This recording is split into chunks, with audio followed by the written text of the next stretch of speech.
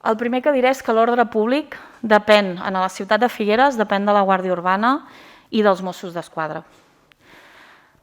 No depèn de patrullatges veïnals. Això és una cançó que ens sona més a uns altres temes, els quals particularment a mi com a alcaldessa no m'agrada tenir a la ciutat.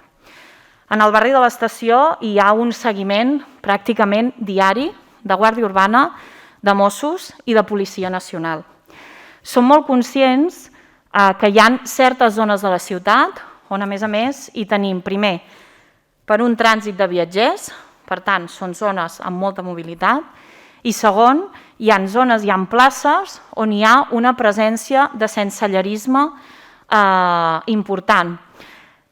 Què vull dir amb això? Vull dir que hi ha coses que no les podem oblidar. Quan parlem de sensellerisme, parlem de serveis socials, parlem en ocasions de malalties mentals, parlem segur de pobresa i, per tant, parlem de persones. I amb aquestes persones també hem de tenir ben present que també hem de tenir molt en compte el seu propi benestar. No ens podem permetre posar en la mateixa cistella a tothom. L'Ajuntament què està fent? Té procediments oberts amb serveis socials, té procediments judicials oberts, s'està fent un seguiment de les persones, però evidentment hi ha uns procediments legals que s'han de seguir. Per tant, l'Ajuntament està fent tot allò que està a les seves mans.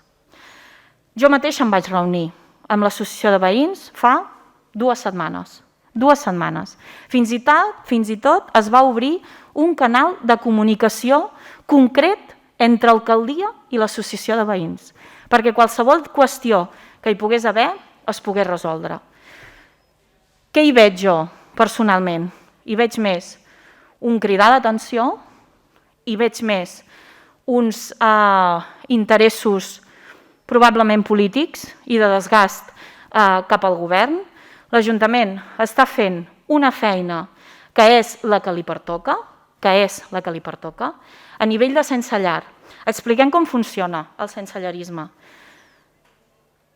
Els recursos que es doten en les administracions locals per poder fer front al sensellerisme venen per part de la Generalitat, mitjançant un contracte programa. Però això només es fa amb les capitals de província. Figueres no és capital de província, però té una problemàtica important en aquest sentit, perquè és una ciutat de pas. Què hem fet nosaltres? Hem treballat amb la Generalitat perquè se'ns puguin dotar de recursos en la pròpia ciutat per poder gestionar un dels grans reptes com a país. No vull dir problema perquè és una situació que ens hi podem trobar tots. I això és quelcom que hem de tenir molt ben present. Una persona sense llar podem ser jo, pot ser tu o pot ser qualsevol persona que avui vagi per al carrer. Simplement hi ha d'haver-hi tota una sèrie de situacions que arribin en el mateix moment. Per tant, nosaltres el que hem fet amb la Generalitat és intentar treballar un contracte programa on ens doti de recursos per poder gestionar el sensellerisme, tenint en compte que la ciutat de Figueres ja hi destina molts recursos locals, menjador social, partides de serveis socials, etc.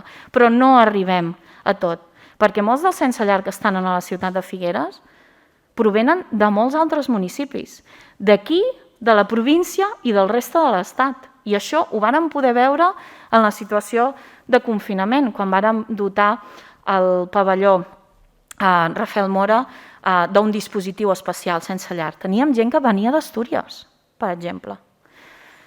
Llavors, nosaltres negociem amb la Generalitat. Què passa? Es convoquen unes eleccions, el contracte programa es prorroga i, per tant, en aquests moments, les administracions locals, aquesta i totes, què necessitem? Necessitem que la Generalitat pugui prendre decisions al respecte d'aquest tema.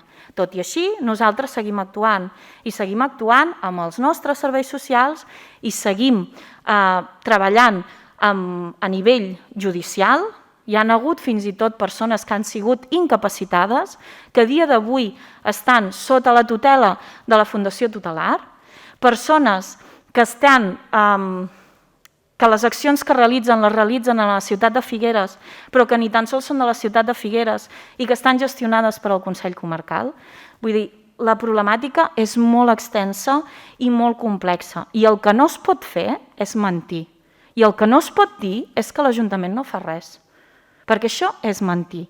I és mentir quan fa 2 setmanes t'has reunit amb l'alcaldessa, t'ho ha explicat, de la mateixa manera que us ho estic explicant ara a vosaltres.